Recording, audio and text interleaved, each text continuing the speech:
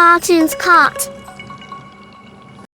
गंवार जिठानी modern देवरानी। अर्पिता की शादी राकेश से तय होती है, जो एक सरकारी नौकरी करता था। अरे चाची, अर्पिता इतनी सुंदर, पढ़ी लिखी और मॉडर्न लड़की है, फिर कहाँ आप इसकी शादी ऐसे घर में कर रही हैं? अरे लड़का सरकारी नौकरी करता है, इंजीनियर है, खूब कमाता है, खूब मेहनत की है लड़के ने इस नौकरी के लिए। अर्पिता भी राकेश को पसंद नहीं करती थी, लेकिन पिता ने हाँ कर दिया तो शादी के लिए मन मारकर तैयारी कर रही थी। हाँ माँ, चाची ठीक ही तो कह रही हैं। पता है मेरी सहेलियों के पति कितने मॉडर्न हैं। अरे देख बेटा, तू मॉडर्न है ना, वो पढ़ने लिखने वाला गांव का होनहार लड़का है, तू जैसा रखेगी रहेगा। अब तक कोई उसकी केयर करने वाला नहीं था, है तो सिर्फ एक भाई भाभी, और माँ पिता तो गांव में ही रहते हैं। अर्पिता का मुंह बन जाता है। वो पिता के फोन से राकेश का नंबर लेकर उसे मिलने के लिए बुलाती है। आज तो मैं उसे साफ साफ मना कर दूंगी, मुझे नहीं करनी शादी। शक्ल देखी है ना, कपड़े पहनने का तरीका है ना बोलने का। अर्पिता राकेश से मिलने जाती है। अब क्या हो गया, आपने मुझे अर्जेंट मिलने को बुलाया, सब ठीक तो है ना? हाँ सब ठीक है, पर मैं आपसे कुछ कहना चाहती हूँ। आप ना इस शादी से मना कर दे। राकेश की आंखें अर्पिता की इस बात से लाल हो जाती है। वो रोंधे गले से कहता है, लेकिन शादी की सारी तैयारियां हो गई हैं। मैंने आपके साथ एक अच्छे भविष्य का सपना भी देख लिया है। ऐसा मत करिए प्लीज। माँ पिता के अलावा मैंने किसी को दिल से अपना माना है तो वो आप ही है। देखिए, मुझे आपसे कोई समस्या नहीं है, लेकिन आप मेरे जैसे नहीं हैं। मैं मॉडर्न लड़की और आप।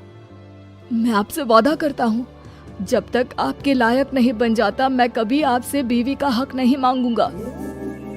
अर्पिता राकेश का प्यार देखकर पिघल जाती है और शादी के लिए हाँ कर देती है।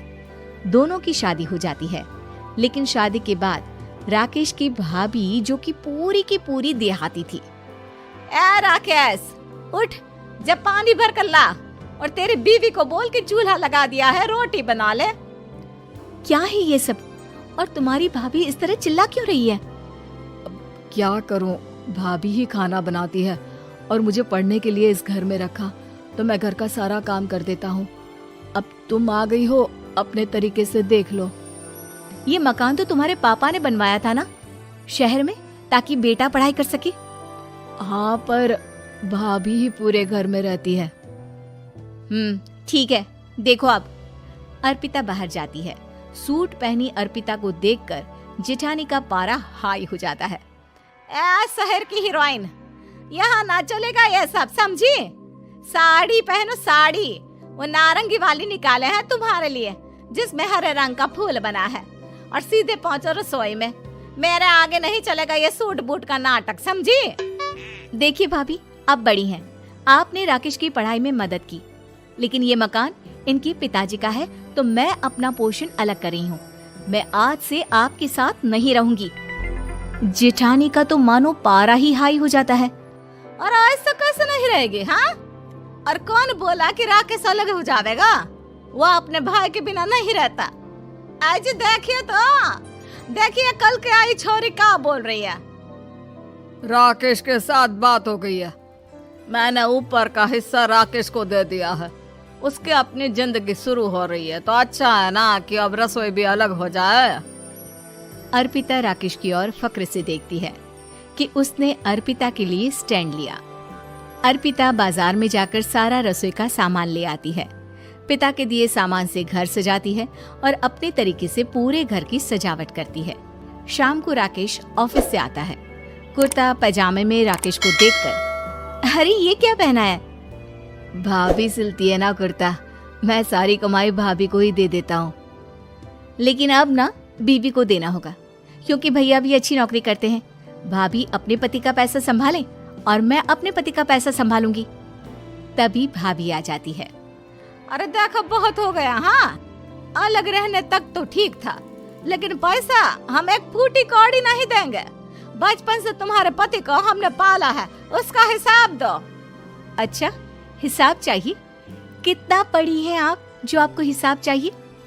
बड़े भाई हैं उनकी, जिन्होंने उन्हें पढ़ाया लिखाया वो हिसाब मांगेंगे तो जरूर दे दूंगी भाभी। अरे देख, हाँ, अगर तूने पढ़ाई की है तो मैं भी अंगूठा छापना हूँ।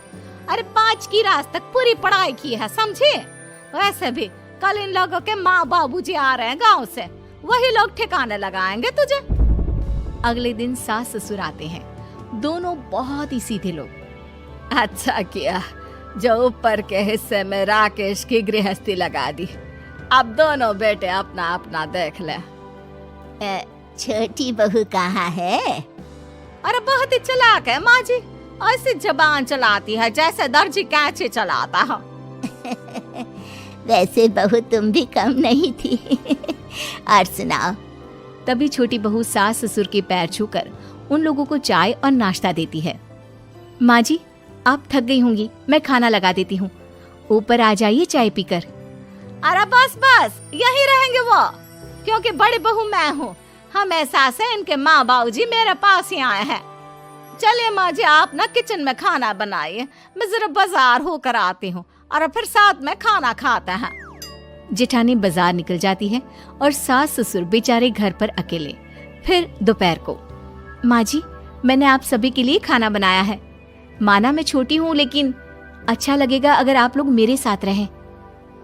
वैसे भी यहाँ है कौन बेटा, चलो ऊपर राकेश के पास ही चलते हैं। सास ससुर दोपहर का खाना खाकर वहीं आराम करने लगते हैं कि जेठानी आ जाती है। अरे वाह, ये तो वही बात हुई ना, कल की आई को पूरा परिवार और हम अकेले के अकेले। भाभी देखिए, परिवार में प्यार से रहा जाता है, ना कि चालाकी से। अम्मा खाना कैसे बनाती, पहले ही गांव से थक कर आई हैं। हाय रे दया, तो मैं का बाजार से ऐस करके आ रही हूँ। अरे भूख के मारे मेरा सर दर्द हो रहा है, पर यहाँ मेरी फिक्र कौन करेगा। अरे तो किचन में खाना है, लगा देती हूँ मैं भाभी। बड़ी बैठकर खाना खाती है और शाम को जब राकेश घर आता है। अरे राकेश, तू तो पूरा हीरो लग रहा है इन कपड़ों में। ऐसे कपड़े पहले क्यों नहीं पहनता था? राकेश बीवी की तरफ देखता है और फिर कहता है, माँ, पहले पहनाने वाली नहीं थी ना। हाँ हाँ, और हम जो हाथ से सिल कर कुर्ता पहनाते थे उसका का? अरे तुम्हारे भैया तो आज भी पहन रहे हैं। तभी अर्पिता सास के लिए कपड़े और ससुर के लिए शर्ट पैंट ला कर देती है। उन लोगों को फ्रिज से ठंडा पानी और टीवी में फिल्म दिखाती है। अरे कब से इनको बोल रहे हैं कि फ्रिज वाले आओ, लेकिन ये है कि मानत ही ना है। बहू, अब तो तुम ही समझाओ ससुर जी को। नहीं पापा, आप फ्रिज मत लीजिए। अरे वाह रे छोटे, खुद फ्रिज का ऐसे का मजा ले, और इनकी माँ के पास फ्रिज भी ना हो। अरे देखा पिताजी, देखा माँ जी कब बोल रही है। अरे उसकी पूरी बात तो सुन लो कि वो क्या बोल रही है। वो इसलिए क्योंकि अब माँ जी और पापा यहीं रहेंगे मेरे पास। घर को घर सिर्फ मॉडर्न या गांव की सोच नहीं, बल्कि संस्कार बनाते हैं भाभी, और संस्कार अच्छे हो तो सब सही हो जाता है।